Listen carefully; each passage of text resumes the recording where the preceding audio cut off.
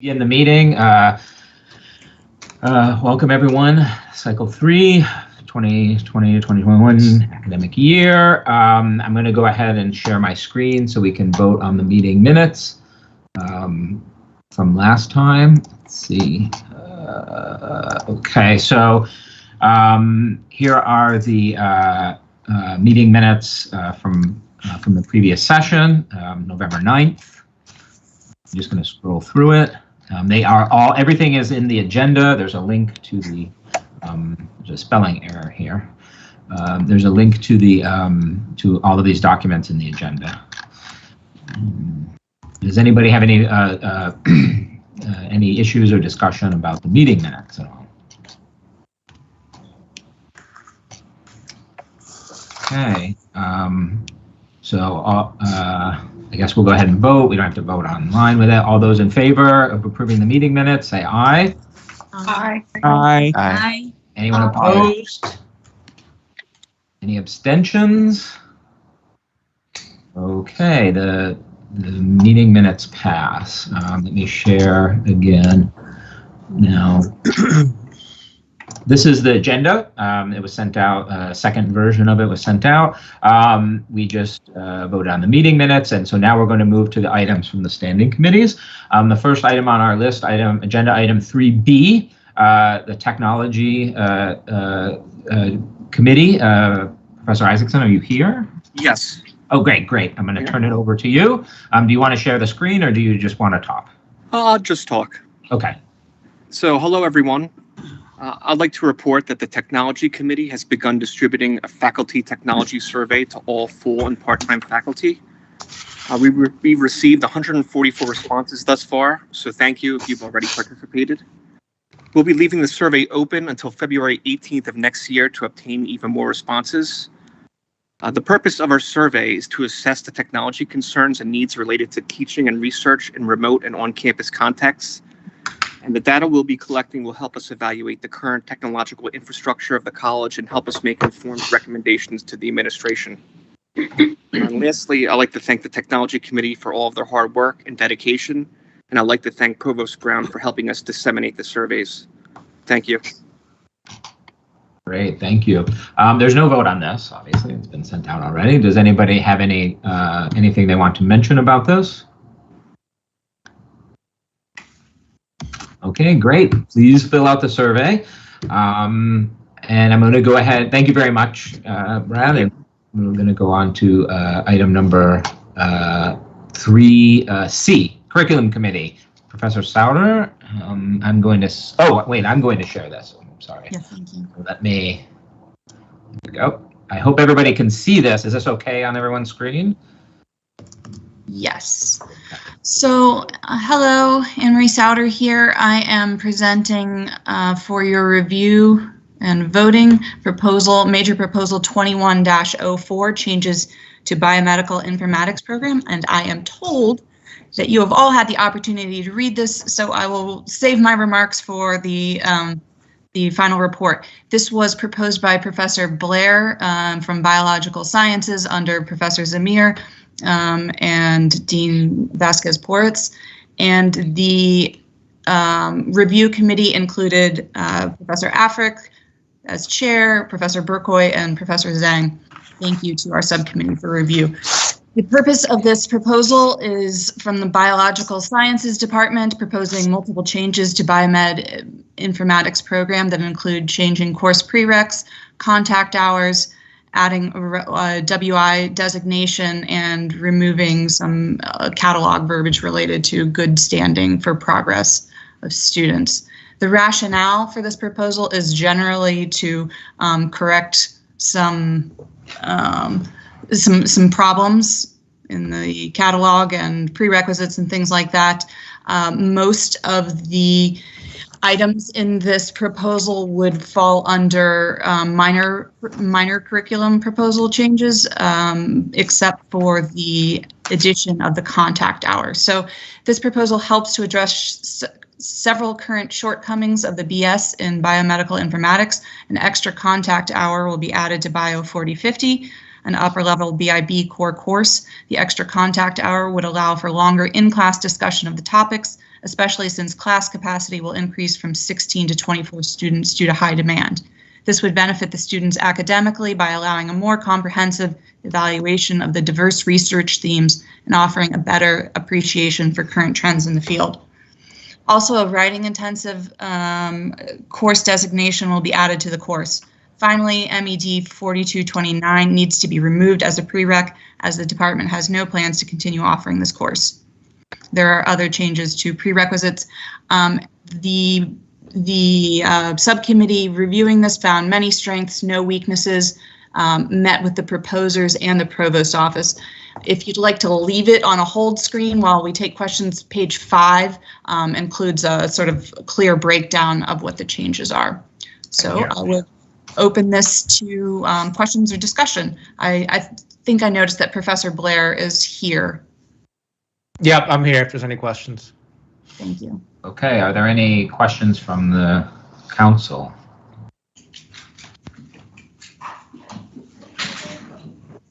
It seems David Lee has his hand raised. Excuse me, I'm sorry, I didn't catch it. It seems that David Lee has his hand raised. Oh, sorry, I can't see it. David Lee. My apologies. I think I left it up on the vote. Oh, let's see. So it's a yes vote. Is there anyone else? Sorry, because I'm sharing, I can't actually see that, the hands. Is there anyone else that has a question or comment? I don't see any hands up in the participants. Great. So this was this proposal was voted unanimously forward with curriculum. Would anybody like to put this to a vote? Oh, it's on the agenda, so we can go ahead and vote on it. So. Okay. Well, I have one question before we do. What would be the impact on current degree students in these programs? Like, when would it go into effect and how would it impact these students currently enrolled? Yes, so I could partially answer that. It doesn't necessarily affect students currently enrolled, because when a student enrolls in a degree program, we keep the requirements the same for them unless they choose to change the catalog year. So current students have the option of changing to future version of the program if they believe it's to their benefit, but they don't have to. Okay, I just wanted to make sure for the purposes of CUNY First, because we know a lot of the times that students will lean into their faculty and instructors as opposed to actually being dependent on CUNY, because CUNY First has the tendency to change things as they're put into the system. And then a student will look tomorrow and all of a sudden, oh, I got an extra requirement, or something's been changed. So yeah, as a follow-up, I can say that can sometimes happen when a student takes a leave of absence and then gets reinstated into a later version of the degree program. So that is something for students to keep an eye on. Okay, great. Any other questions or comments before we vote? Okay, the link has been posted and you can vote on it. You can also go back to the original screen and they're up at the top there. If you're having any trouble with finding the link, just text, but when you text, you're going to be in the chat screen and you'll have the link right there. So should make things easier. Okay, great. Thank you very much. So let me reshare the screen again. Oops, sorry. So that was item in our agenda, item 3C, Curriculum Committee. So now I would like to move to item 3D, the Legislative Committee, which are, I want to say a couple things very quickly about this first, the last two items. Because these may have some discussion, hopefully we can keep them to maybe 20 minutes or so each, or even less, 15 minutes each maybe. So we have enough time to talk about both and still finish off the voting in the session. So let's see what happens. But I do have I want to propose an amendment to the agenda to switch item number 1 and 2, just flip the order. if that's okay. Is there we can have a vote on that. So is there a second? I'll second that motion. Okay. So the request is to just switch those two orders, but we're still going to keep time for both. All those in favor, say aye. Aye. Aye. Aye. Any opposed? Aye. I have to close this to see if we have a bunch of opposed. Any opposed? Any abstentions? Okay, so we'll go ahead and amend the agenda to allow us to switch those two. So I'm going to start. I'm going to hand this off to Professor Koja from the Legislative Committee. Do you want me to share it on my screen, or do you want to share it? No, I'd like to share. Okay. All right. Great. Can you see my screen now? Yes, we can. Okay. So, good afternoon, everyone. So, in the Legislative Committee, we have two proposals for today. So, I'd like to start with our second proposal.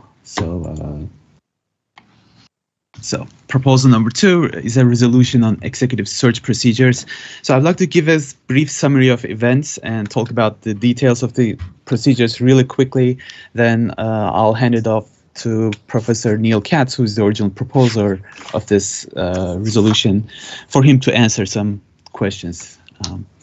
All right, so the initial proposal was drafted by Professors Neil Katz, Sandra Chang, and German Kalmakov in spring 2020, and an open hearing was held in February 2020, and the proposal was revised and approved by the Legislative Committee and Executive Committee on March the 3rd. So unfortunately, the proposal was on the agenda of the College Council on March 24th, but unfortunately, this could not be voted on because of the pandemic.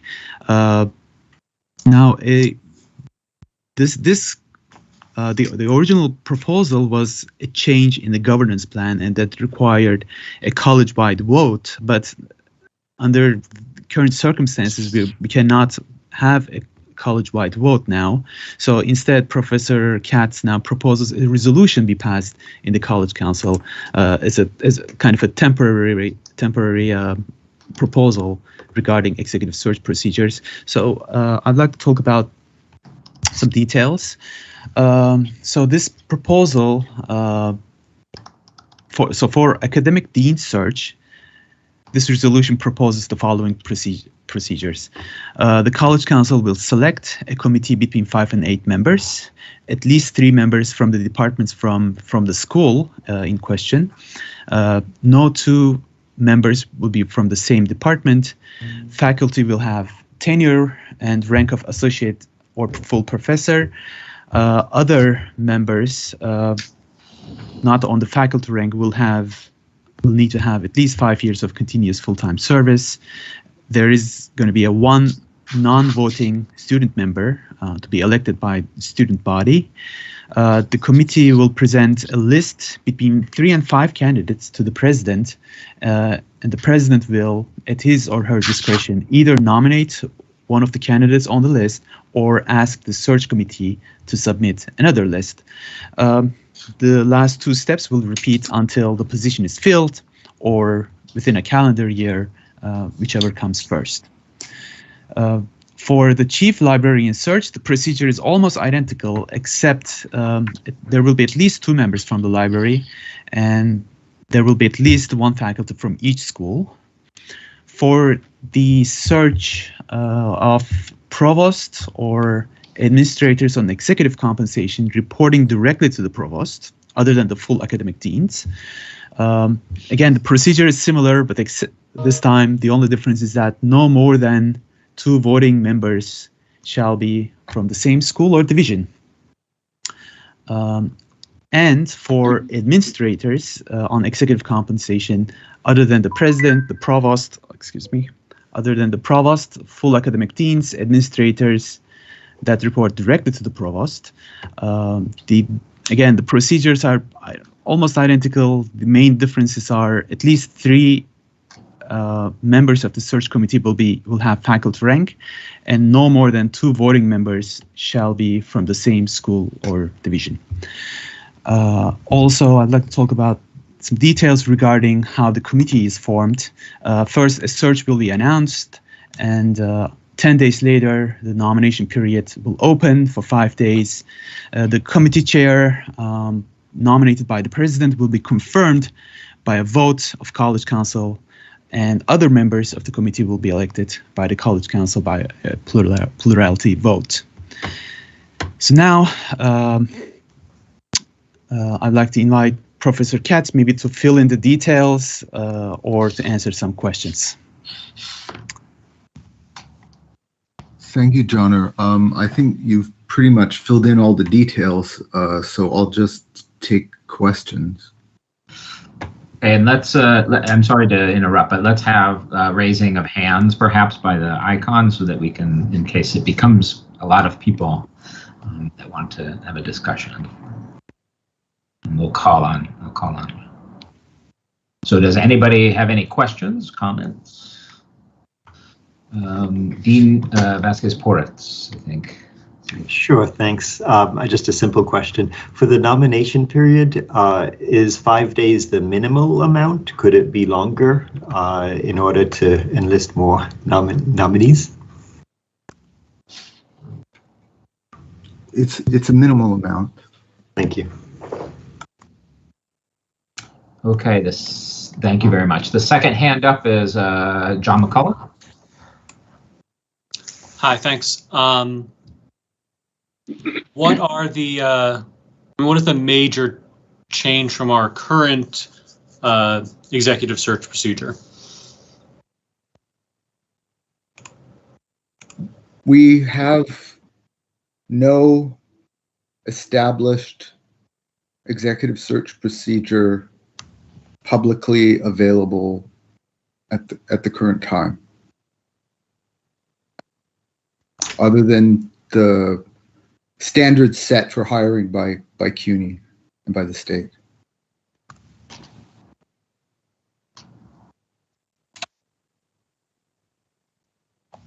Okay, we have one question, Luby. Hand up. You're muted. I'm not sure if you're. Oh, I'm sorry. Yes, That's thank fine. you very much. I didn't realize I was muted. I just want to say, to thank the committee for working on these measures, because I think it's good to have a more clearly defined process. I wonder if people, I'm wondering myself, is the search going to be only within our college? It's not an outside search?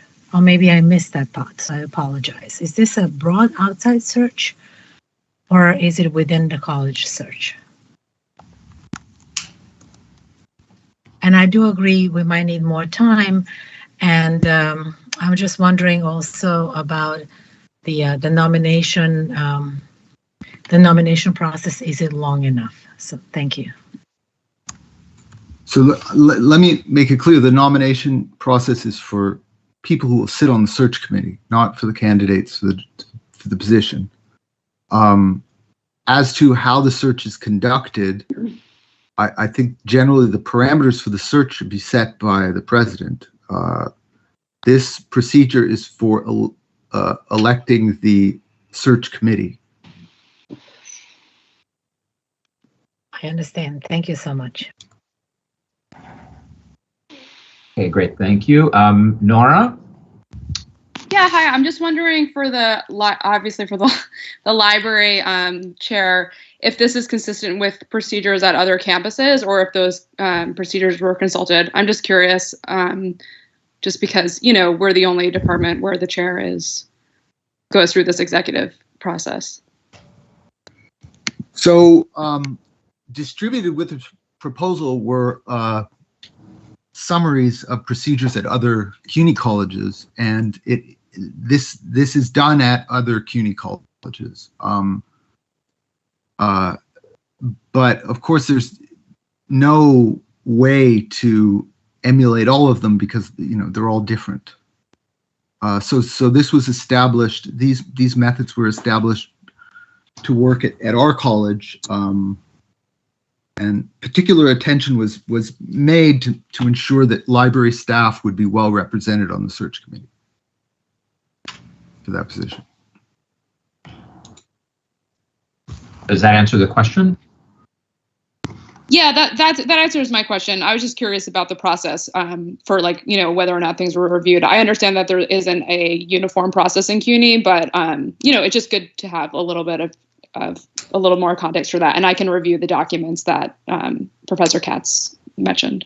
Yeah, they're in that shared folder. I just looked in the library. You know, there are a couple that include the library and so, you know, in the library, so you can take a quick look at that. So. Okay, great. Let's see, Abigail. Yeah, so I was thinking, the executive search includes one non-voting student member. However, the other committee does not. My question is, why not the oversight?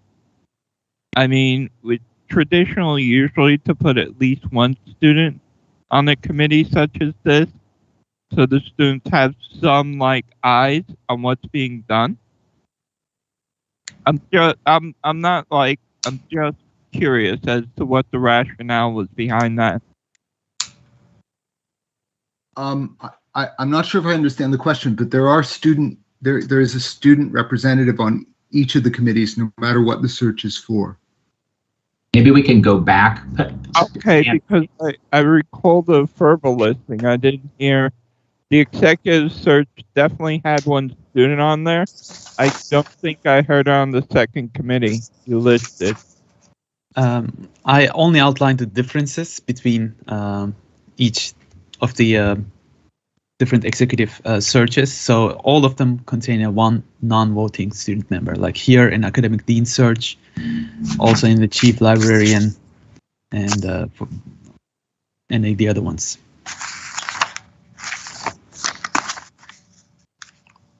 Okay.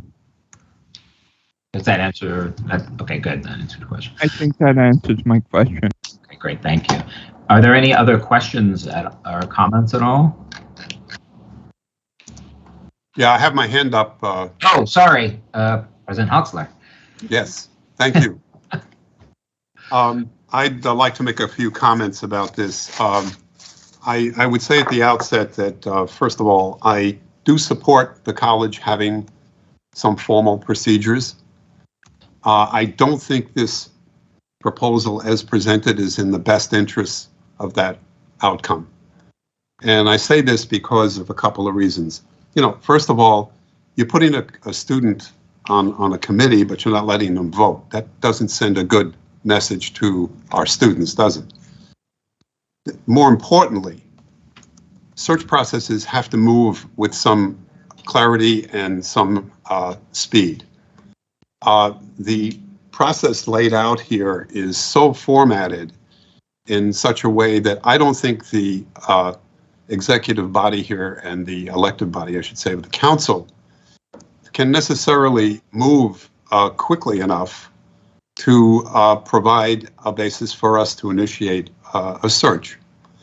If you look at the summaries from the other colleges, you will see that in most cases, while there's some detail, they also sort of indicate the obligation of members of a council to meet with the president or the executives and to talk about the committee and make determinations about who might chair the committee.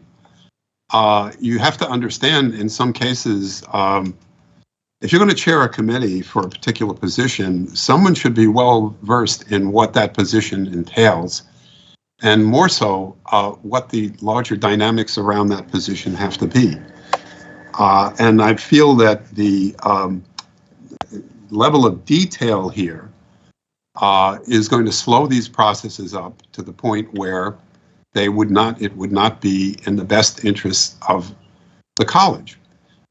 Good people that are looking for positions these days are not going to sit around waiting for committees to be formed. And let me just say the process has been recently that there's been outreach to a group of relevant people, faculty, chairs, students if appropriate, and other administrators. to formulate a committee. I think the president is the person who should ultimately have the responsibility for choosing the chair, so that he can be sure that there's an appropriate oversight. And when you look at this, coming back, the council doesn't meet that often.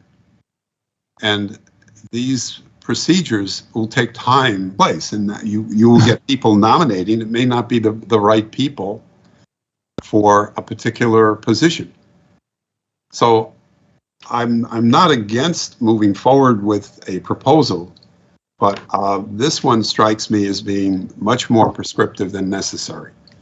And this is not something I think that's in the best interest of the college going forward. There's a lot of searches we're engaged in, and most of you have been involved at the department level in the search. You understand how long it takes. When we have a situation where people leave who critical positions are vacant, I'm not advocating that we throw this aside, but I think it has to be structured in such a way where it can be moved on quickly. The council can have its input, the search can proceed, and we can bring closure to it in a timely manner, and not have a structure that inhibits us from moving as we need to move forward in such situations. So I'll stop here at this point, but if you again go back and look at what some of the other colleges are doing, and you look at the summary sheet, you will see in general that in many of the larger institutions, the guidelines are not that prescriptive.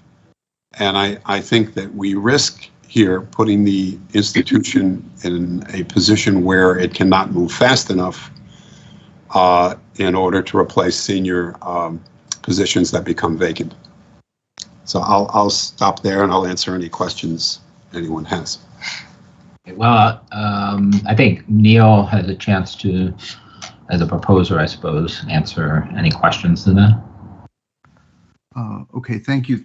Thank you for your criticisms, President Hotzler.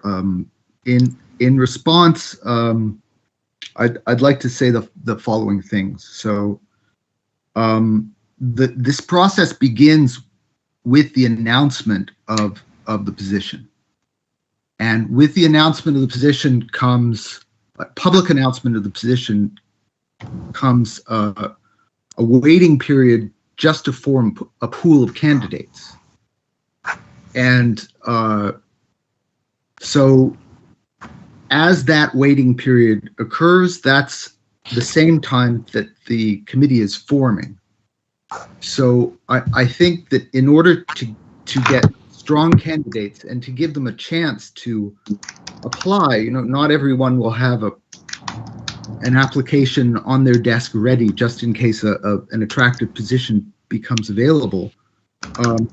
I think it's really possible to do this and in the time when applications are coming in.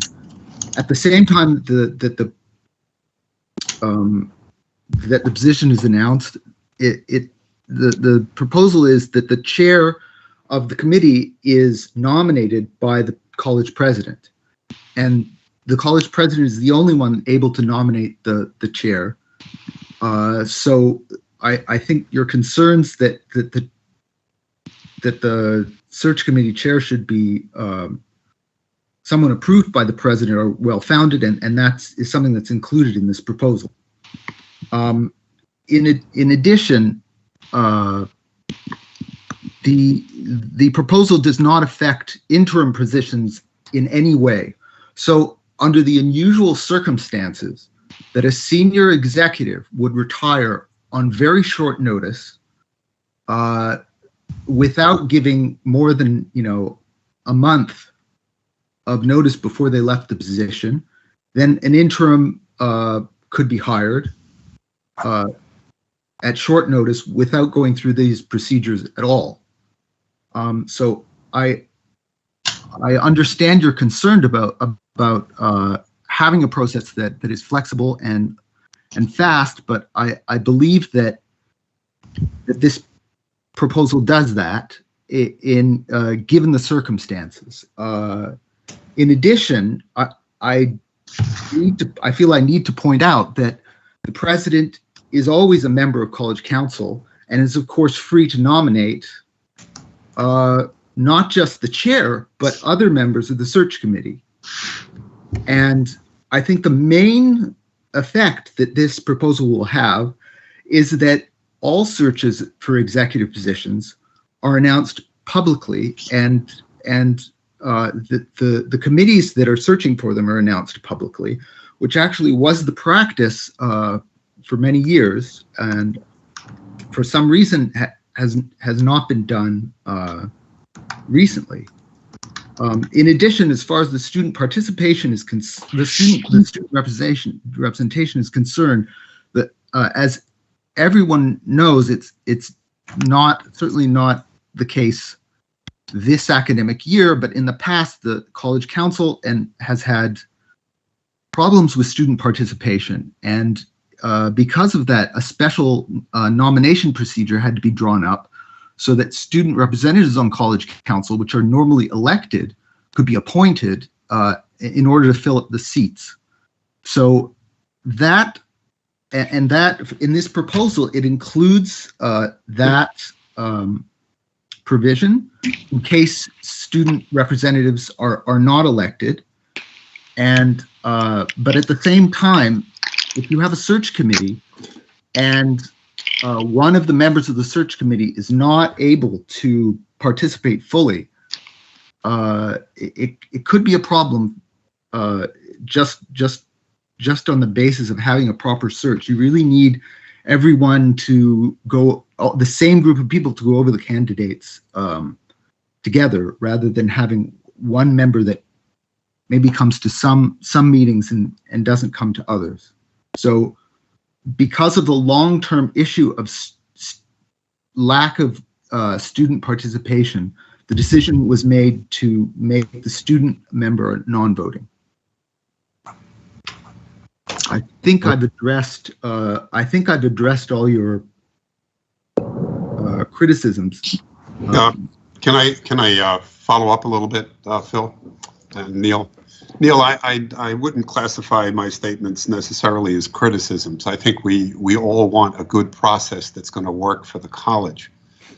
But to a couple of your points, we had 2 people in the executive ranks here that left giving us 2 weeks notice just recently, and another that gave us 1 month's notice. So the timeline, especially, given the circumstances of COVID and our restrictions, puts an extra burden on us to try to act quickly under very difficult circumstances. But there is no, long drawn out process here. People, things happen, they decide they're going to move on, or whatever other opportunities come up.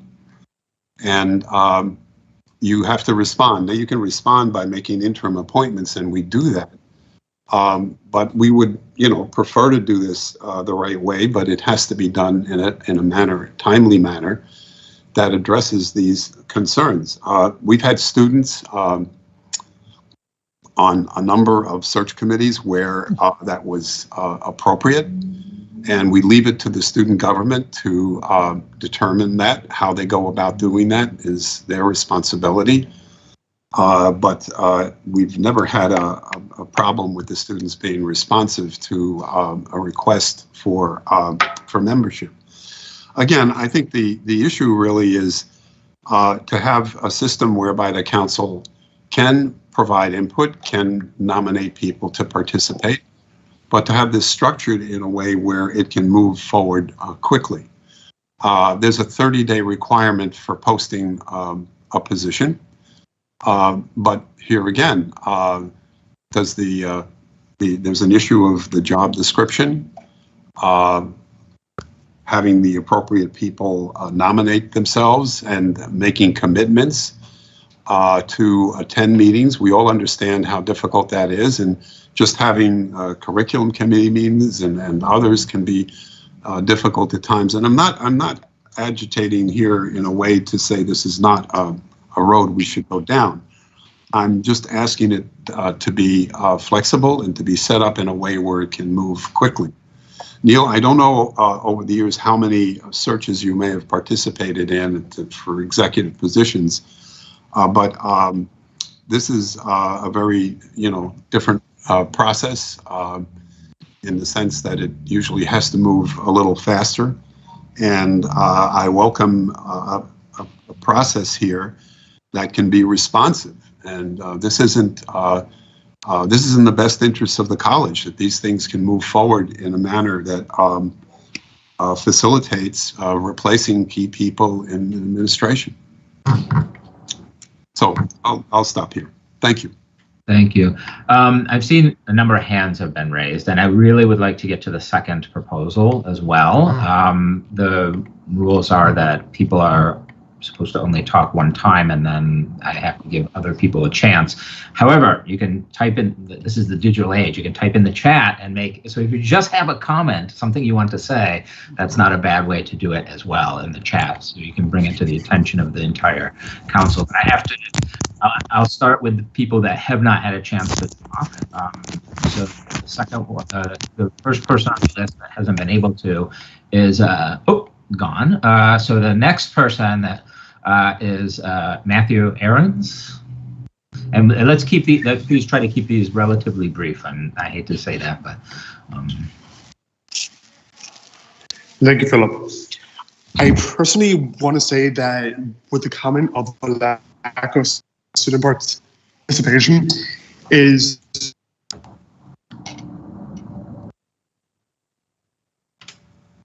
student members to represent them and their values, and we were selected to be on the committee, so the SGA should have a voice in this committee. And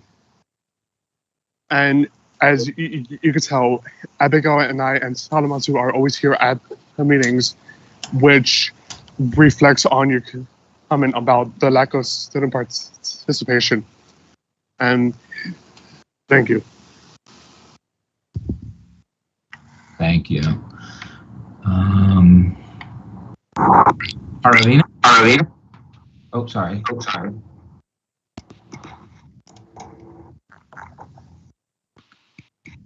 Oh, you're muted again. Anna?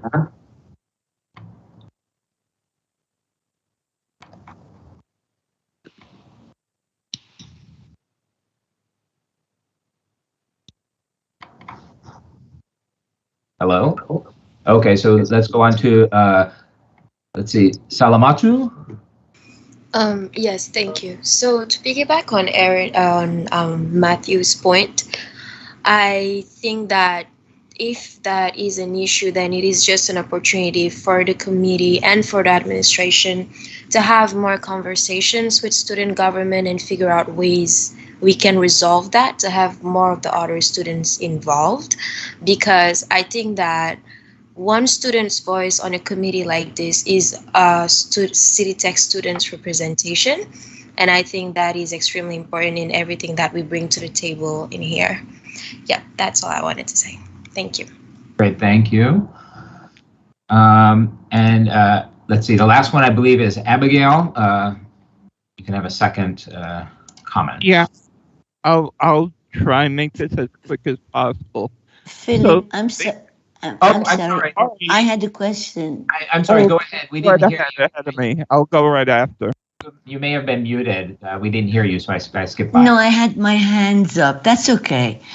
I just wanted to add to Neil's comments, President Hutzler, that the whole point of having these search procedures, we thought was to, I mean, the rest of the committee can correct me, we thought the whole purpose of it is to make the faculty a bit more part of the process, right?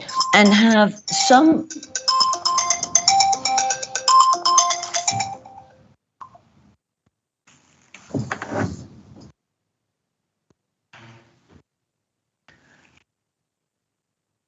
Hello? Yes. Hold on. So I mean, there are a number of ways that we could approach this. One of the ways is that we could have, a number of faculty on a rotating basis, being permanent for 2 years or 3 years. And then, the rest will be added as the time in any given situation. So I thought that the whole purpose was to make it available to the faculty to have an input on it. Well, one thing is that the vote is on this specific proposal, just to make it clear. So, not any other method. Right. But okay. But in terms of faculty participation, that's the point that I wanted to make. Thank you. Thank you. Okay, Abigail, and I would really ask that. So I would like to get onto the second proposal. Just as quickly as possible. And actually, it writes off Matthew and Salamatu's, but it's more to the point. We wouldn't suspend the participation of voting over the fact that someone did not attend once or twice an election. And I'm sure there's plenty of people here who have done that. I haven't, but I've known people. You get busy, you have work. Why on earth would the rationale behind excluding voting student members be they just weren't engaged enough? That would be a reason I'd make sure they were on that board. I would do the opposite. Because I want student interest, because you don't have an effective board without it. That's all.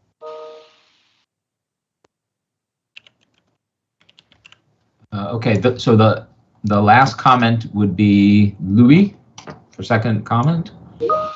Yes, thank you. I just wanted to say that I understand both sides, but this is really a crucial point because it is about faculty governance, and faculty governance includes a relationship and a balance between the Office of Administration, the OAA, and the faculty.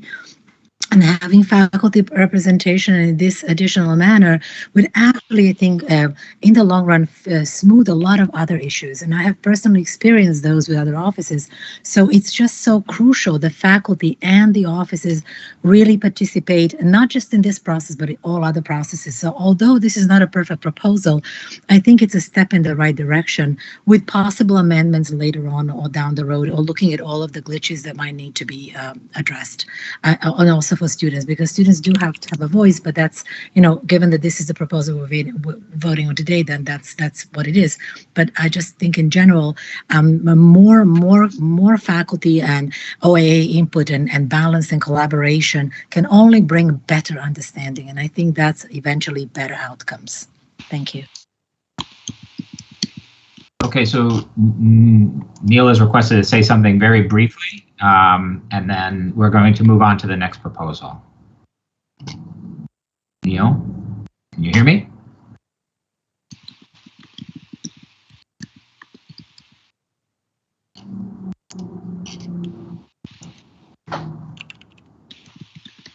Oh, I guess, I don't know.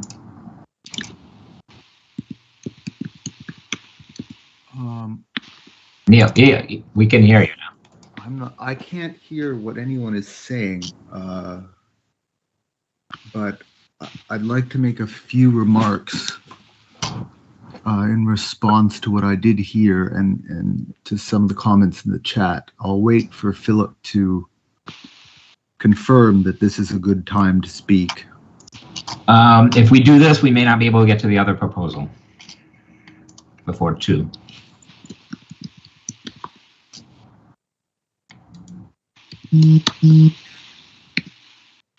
I think we should maybe vote on this and move to the second proposal. Are we ready to vote, Philip?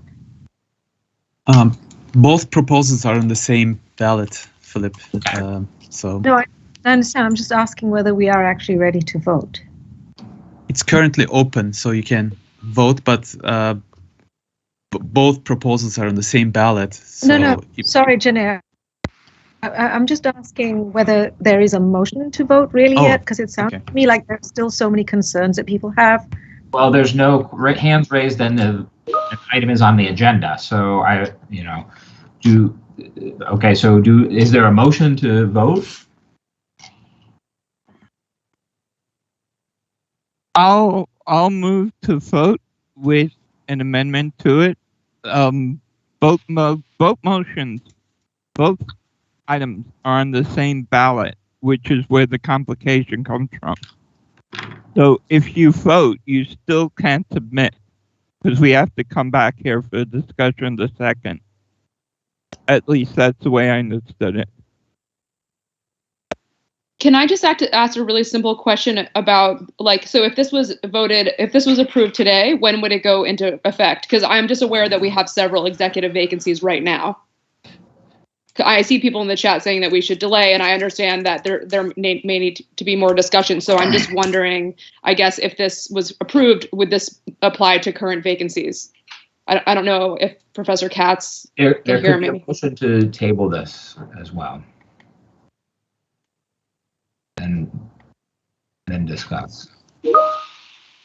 Point of order, we have a motion already on the table to vote with an amendment. Is there a seconded? Second. Second. Second. Okay, so then we will vote on this proposal. What's the amendment with the vote? Could you type, Abigail, could you type out the amendment in the chat, please? So that it's clear.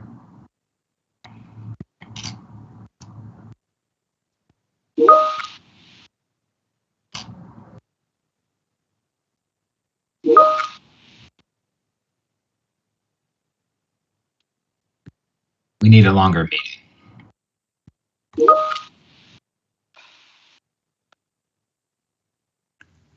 Philip, should I go ahead and erase the second proposal from the ballot?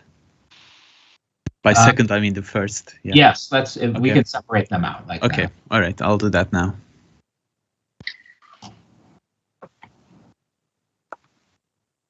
That both items are on the same ballot. Both of which items?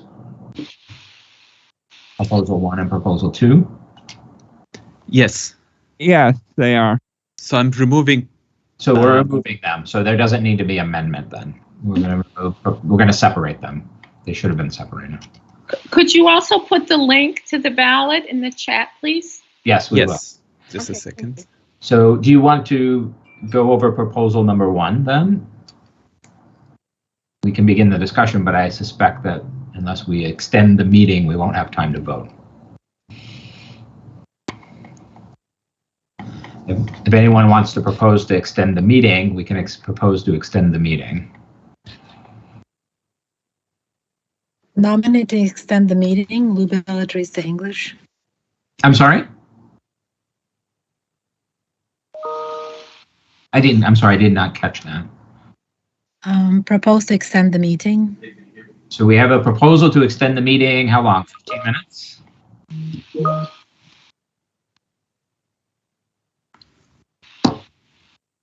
Is there a seconded to extend the meeting 15 minutes? Seconded. Okay, all those in favor, raise your hand. Aye. Any opposed to extend the meeting 15 minutes? Nay. 1 no. Any abstentions? We have 1 no, but were we 62 people for quorum? Because then we would still maintain a quorum. While we extended the meeting, we still have a majority. Okay, so the meeting's been extended to 2:15. And Professor Koja, if you want to go over proposal number 1. Proposal number 2, yes, which we just discussed, has been added to the chat as a link that you can vote on. All right. So I'm going to present this, the proposal, the resolution on promotion procedures. Again, this resolution was proposed by Professor Neil Katz from Legislative Committee and approved by the Legislative Committee and Executive Committee. So the summary of this is that some language in the instructional staff calendar does not really align with the guidelines for faculty personnel process. So more specifically, and I'll let Professor Katz talk more about these, the details of the language difference, but so this is the instructional staff calendar, and the one that I highlighted in green explains what and what not can be included in the fall update of PARS when a candidate would like to apply for a promotion. And the yellow part explains the procedure of updating the PARS, and also the deadline is currently October 29th, which is already passed, but the guidelines for faculty personnel process tells that the deadline should be early November. So there are these differences between the instructional staff calendar and the guidelines for faculty personnel process. So this is the proposal, which is also included in the agenda. So I'd like to invite Professor Katz to explain the details of this resolution.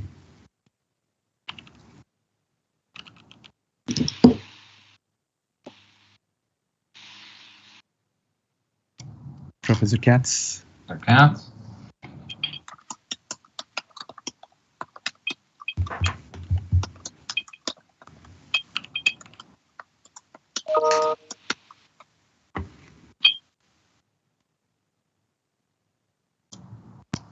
Here in the meeting. Might be having some connectivity issues.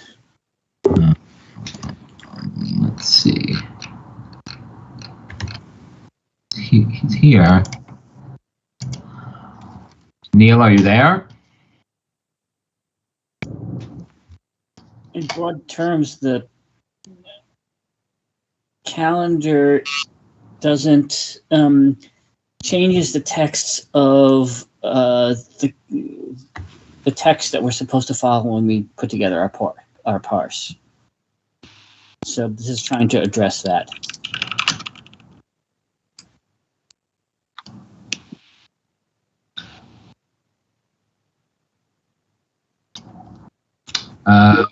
Let's see. Provost Brown. While we're waiting for Professor Katz, I could say a few things. He's concerned that the deadline was set for October 29, saying that the guidelines that were approved by college governance say early November. But actually, and I'm going to be quoting directly from the guidelines, each year OFSR will set closing dates for the annual review in the spring and for the beginning of the review process for reappointment and tenure and for promotion in the fall.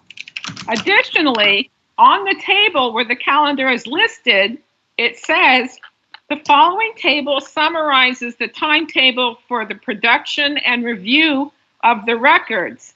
And then it goes on to say dates are approximate. So basically, Professor Katz's concern is that during the first week of November, the deadline was set rather than having it be November 1st. And frankly, to me, this kind of seems like a non-issue. There are so many things that that need to be addressed. I think a really thorough review of the guidelines would be valuable at this point. We've gone to remote review rather than going into the office of OFSR, yet it still refers to the files being in OFSR. There's no discussion of how lectures should be reviewed, yet we're going to be having a hiring initiative with lots of lectures. And most importantly, the guidelines impact every single full-time faculty member at the college, yet only the legislative committee looked at this. There was no vetting by the Personnel Committee. There was no consultation with chairs, with members of Departmental Appointments Committee, with peer committees. I agree that this should be reviewed, but I think that the process was kind of not done as correctly as it should have been. Thank you, Pam. Neil can't hear us, but I'm chatting with him and he's going to speak. It's very odd. It's kind of a one-way thing, but he has a statement he wants to make. First of all, I need to apologize. I'm not sure what's going on, but I get about 5 seconds of audio after I hang up and rejoin, and then I can't hear anything else. So I've been able to read some of the chats, but I haven't been able to hear anything that Pam said just now. But what I'm going to do is read an email I sent to her on this subject, quoting chapter and verse from the guidelines as passed by this body. So the parts of the relevant sections of the guidelines seem to have been misread. The relevant parts are sections 1.8.6, 1.8.7, 2.8.2, and 3, and section 4A. Some of these sections seem to also have been misread when portions of the instructional staff calendar were created. An important event scheduled in section 4A is when, quote, files of the candidates for promotion are closed for review, unquote, which is to occur in early November, but this year was on October 29th, which is a small difference, but the changes that were made in effect closed the files in the previous June, last June. So, which is a huge difference. And there are restrictions about what can be included before the closure date, but the file in the guidelines, there are restrictions about what can be included before the closure date, but the file is not closed until early November. And the instructional staff calendar, as this instructional staff calendar correctly states, the August 25th entry of the instructional staff calendar for fall 2021 states, quote, decisions on reappointment, tenure, and promotion are based on the candidate's accomplishments through the previous academic year. This is what the calendar said, and this is not quite correct. The decision is based on the personnel file, which closes in the fall, not in the spring. The closing date is being improperly interpreted as being in the spring, making the statement above a fait accompli. The passage above, this passage could easily be understood to imply that work done between the annual review in the spring and application for promotion in the fall be excluded from consideration. This needs to be corrected, and it needs to be explained to the review committees and to the candidates. The August 25th entry of the calendar continues. Candidates for reappointment with tenure or promotion to associate professor and professor may provide an updated e-parse with supporting information. However, updates are generally limited to items already listed as in progress on the e-parse submitted for the annual evaluation conducted the previous spring, but having outcomes outside the control of the candidate and not available at the time of the annual evaluation. Updates are not limited to items listed as in progress on the previous spring, but when the file closes in the fall. The language limiting updates to what is outside the control of the candidate is not to be found in the guidelines and therefore should be removed from the calendar. The review committee and candidates should be instructed in the correct procedure. The August 25th entry continues. Candidates who wish to update their files must inform their chair in writing, specifying the item being updated and include OFSR on the notification to the chair. Once the update has been reviewed, access will be granted to the candidate to update the e-parse. Updates must be made by the file closing dates noted below. This date is given as October 29th for promotions. This contradicts section 1A6. The procedure is not described correctly. The candidate has to contact the chair. There is no requirement as to how the contact is made. There is to be no review of the update. However, this passage gets the closing date correct. It is in the fall, although again, October 29th, not early November. Here is the rest of section 1A6 because it was further misinterpreted in both the calendar and in correspondence I had with the interim provost. Candidates who wish to add information to their files during the period between the completion date for annual evaluations in the spring and the dates stipulated for the review process to begin in the fall must contact the chair, who will submit to OFSR via the dean. Such additions are generally limited to material not available at the time of the annual evaluation. The reason for unavailability of the material mentioned in the calendar is not mentioned in section 1A6, so it is irrelevant. Any article submitted for publication or scholarly presentation scheduled between the annual evaluation and the closing of the file in the fall can be added to the file. If that article is then accepted for publication or the presentation is made after the fall deadline, but before the review committee meets, it is to be counted for the purposes of promotion in the way as if it was accepted for publication before the spring. In the review committees and candidates should be informed of these errors as well. In addition, there was information spread during workshops preparing peers that said that they should recuse themselves if they were if they collaborated on scholarly work with the candidate. This is not correct. It is not past practice at the college at all, or at any other CUNY college as far as I can find, and this should be corrected and retracted.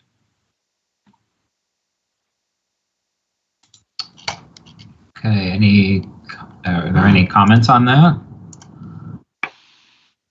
I thought, if I may just say at this point that it is 2:09, and the number of concerns that Professor Katz has raised is pretty substantial. I do believe they merit serious consideration. I do not see a substantial enough discussion that will lead to a vote by 2:15. So, do you have a proposal? I propose that we table this for a more substantial period of time. I second that. I don't see how to vote on this. I don't see how to vote on this in 5.5 minutes. I see. Was there a seconded? Second. Yeah. May I also recommend that consultation occur with the personnel committee and other impacted people who contribute to the personnel processes?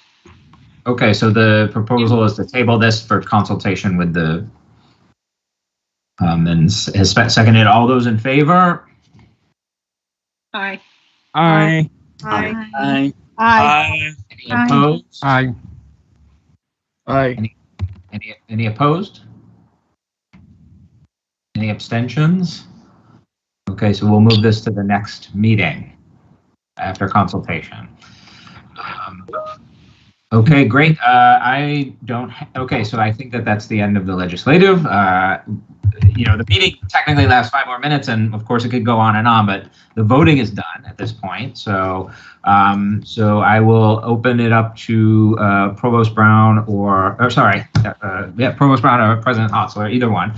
You can fight it out for the report. And the meeting is, and then I'll adjourn the meeting, but the voting part of it is finished.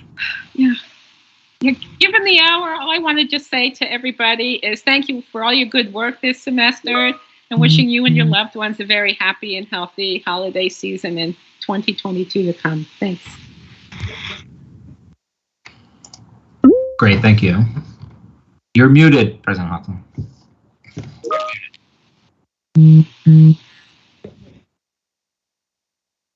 Can you hear me now? Yeah. There you go. Yeah. Good. Okay. Well, I'm going to second the motion that Pam just made about wishing everyone well for the new year to come, and obviously more discussions on important items. We don't have a lot of time, but at the very beginning, not all of you were here.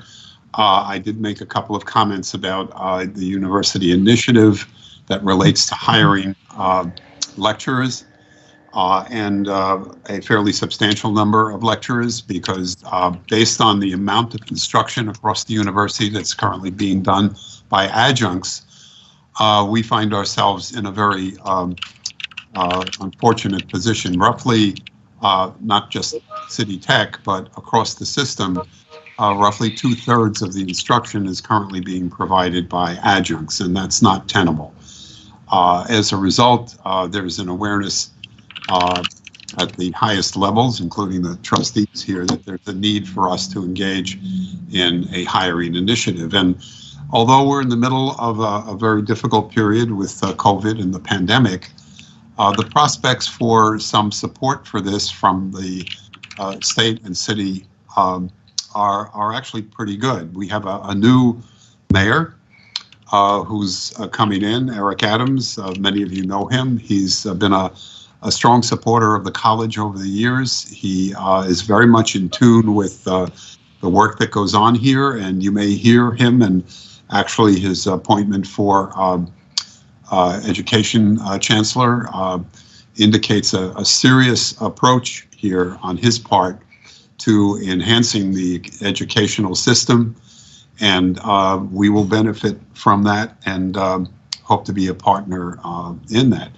So with support at the city level, we also find that obviously there's an election underway at the state level, and Governor Hochul has indicated clearly that she is supportive of both CUNY and SUNY, and she has an agenda for us, and one that speaks to strengthening our position. So although the chancellor finds himself in a difficult financial position, and we are dependent upon stimulus funds at the moment, there are prospects for the state and the city to step up and cover some of the things that they haven't been covering before.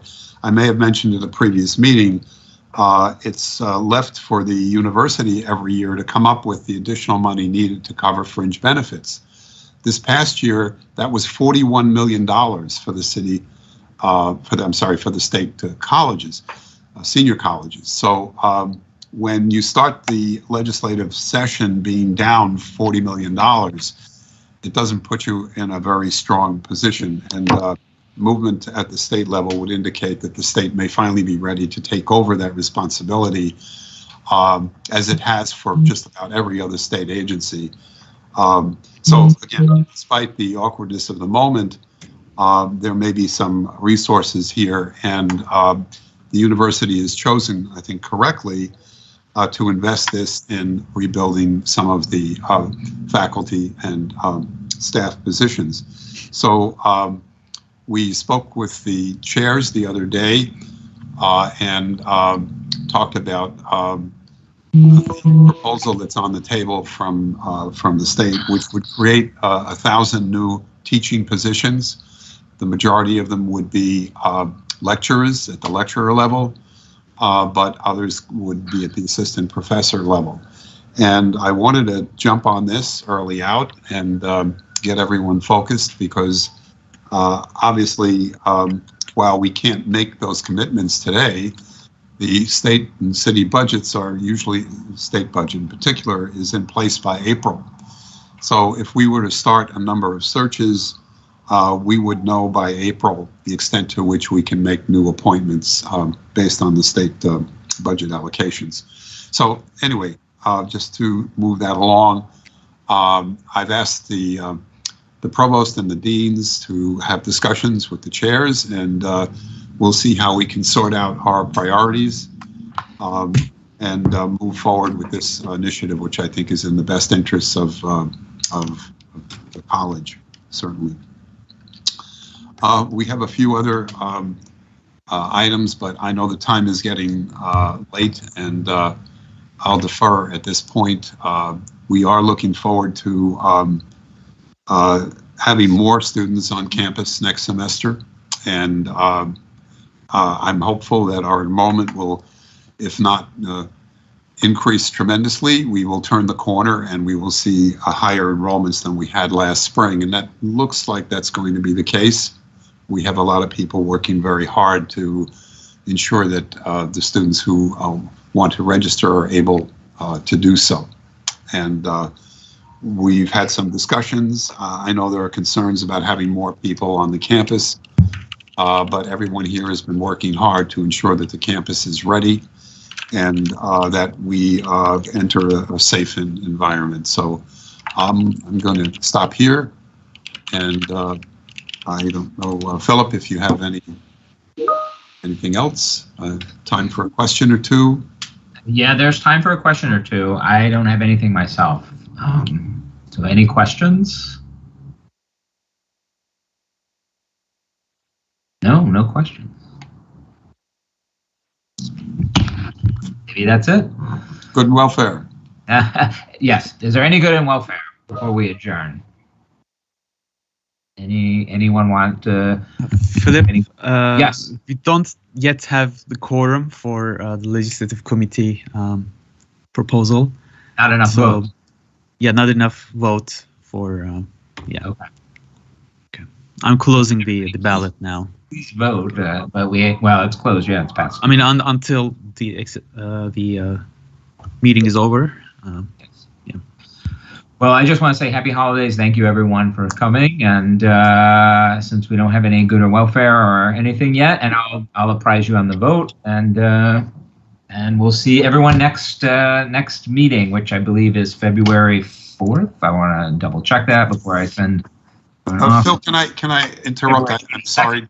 Yes, go ahead. There's one announcement that I want to make. It actually relates to a new hire. And going back to some of the earlier discussion, we were able to complete the search to replace Gillian Chan, who left us rather abruptly last July. And we have made what I think is going to be a phenomenal appointment, and someone who will be of great benefit to the college going forward. Her name is Kathy Raymond. A few of you might have come across her before. She's been with the university for many years. She has worked at Central in a number of legal capacities, and I can't tell you how lucky we are to have her. This was done by a search that had faculty on the committee, and we were just able to close that search, and she's going to join us on the 24th of January, which is coming up faster than we perhaps would like, and will be of great benefit in helping us negotiate contracts and legal matters that come to our door. I'll mention along with that, many of you know that Steve Seufer has retired, and we will be making an interim appointment there and proceeding at some point with a search. And I'll have an announcement regarding both Kathy Raymond's joining us and Steve's departing us very shortly. But I took this moment to let a few of you know what the outcome of that search is. Thank you. Great, thank you very much. So if there are no other items, I will go ahead and adjourn the meeting. Our next College Council meeting is February 22nd, but there's standing committee meetings before that, so make sure to check your schedule. Happy holidays, Happy New Year, everyone, and see all of you in the 2022. Happy New Year.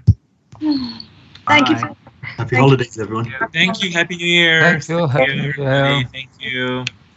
Take care.